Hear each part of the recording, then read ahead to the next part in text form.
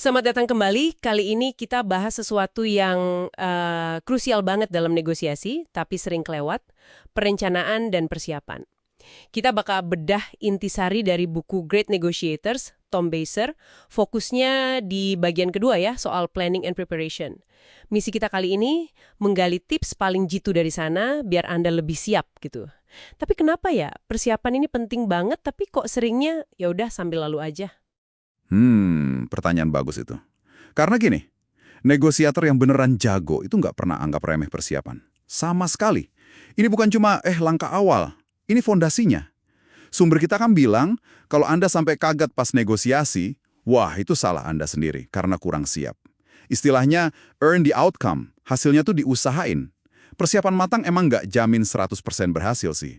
Tapi kalau nggak siap sama sekali, ya hampir pasti gagal. Oke, masuk akal. Mari kita bedah nih elemen kuncinya. Pertama, soal tinjau atau review. Katanya habis negosiasi jangan langsung bubar. Penting banget ya meninjau hasil, outcome-nya, sama prosesnya. Tapi ini cuma evaluasi biasa aja tuh gimana? Oh, jauh lebih dalam dari itu. Ini soal continuous improvement, belajar terus-menerus. Kuncinya bukan cuma kita menang atau kalah, tapi kenapa, gitu. Dan gimana prosesnya tadi? Justru analisis mendalam pasca negosiasi, apalagi kalau katakanlah hasilnya kurang memuaskan, itu malah jadi bahan belajar paling bagus buat jangka panjang. Tanya aja, apa satu hal spesifik yang bisa diubah nanti? Sip. Nah terus kalau negosiasinya pakai tim, sumbernya bilang penting banget bagi peran. Ada pemimpin, negosiator utama, ahli teknis, pencatat, wah banyak ya. Betul. Dan ini bukan cuma bagi-bagi tugas biar ada kerjaan ya. Ini lebih ke audit kapabilitas tim kita. Sebelum mulai, kita tanya dulu, kekuatan kita apa aja nih? Terus, kelemahan kita di mana? Ada blind spot nggak? Siapa orang yang paling pas buat peran A, peran B? Memastikan semua basis tertutup. Cover all the bases itu butuh banget pemahaman soal aset tim. Oke, selanjutnya soal rencana darurat. Buku ini bilang negosiator hebat itu nggak pernah terkejut. Kedengerannya kayak standar tinggi banget ya. Apa beneran bisa gitu?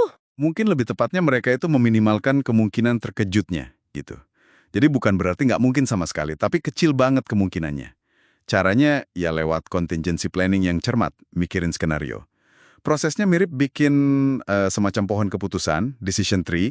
Kita antisipasi langkah lawan apa aja, terus respon kita gimana. Kalau kita udah kepikiran kemungkinan X, pas X beneran terjadi, ya itu bukan kejutan lagi, udah masuk bagian rencana. Wah, menarik. Nah, poin berikutnya nih, soal fokus ke nilai bukan cuma angka. Contoh $10 buat milioner sama orang biasa itu jelas beda artinya. Tapi terapinnya gimana ya? Kuncinya itu di asimetri nilai. Gini, kita harus paham nilai pasti certain value tiap variabel buat kita. Tapi yang lebih penting lagi, gali nilai subjektif, worth variabel itu buat lawan bicara kita. Di mana sih bedanya paling gede? Sesuatu yang mungkin buat kita biayanya kecil, buat mereka ternyata berharga banget. Disitulah ruang tawarnya paling gede. Makanya sumbernya saranin punya daftar variabel yang panjang.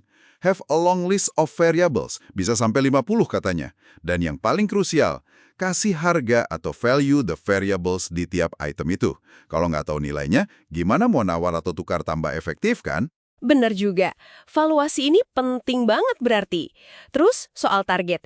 Biasanya kan kita tahu target ideal, wow position, sama batas minimal, walk away. Apa yang kurang dari itu? Yang sering kelewat itu target antara, intermediate milestones, atau tonggak perantara gitu. Ini bukan cuma penanda udah sampai mana, tapi kayak titik navigasi penting selama negosiasi. Dengan target antara ini, Anda jadi tahu kapan harus lebih nge-push, kapan harus nahan dikit, atau seberapa dekat Anda ke batas toleransi. Jadi lebih bisa ngontrol ritme negosiasi. Oke, terakhir nih, soal pidato pembuka.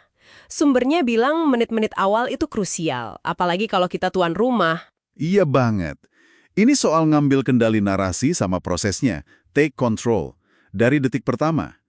Pembukaan yang disiapin matang, itu bisa atur suasana, ngebentuk isu sesuai sudut pandang kita, dan nunjukin kita siap. Jangan sampai momen penting ini dibiarin gitu aja. Kebetulan, rancang beneran kalimat pembuka Anda. Jadi intinya jelas banget ya, persiapan yang dalam mulai dari refleksi setelahnya, audit tim, antisipasi skenario, memetakan nilai, bikin target berlapis, sampai nguasain pembukaan, itu benar-benar jantungnya negosiasi yang efektif. Persis. Buku ini negesin kalau persiapan itu bukan beban loh. Justru itu sumber kekuatan terbesar Anda, rasa percaya diri dan kendali. Ini bukan soal trik-trik aneh, tapi kerja keras dan mikir strategis sebelum Anda duduk di meja itu. Nah, sebagai penutup nih, satu pertanyaan buat Anda renungkan di rumah.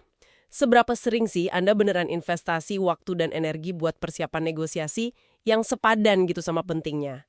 Atau jangan-jangan masih sering ngandelin, ya semoga lancar aja deh pas masuk ruangan? Dari semua aspek persiapan tadi, ada nggak satu langkah konkret yang bakal Anda coba terapkan di negosiasi berikutnya? Coba dipikirkan.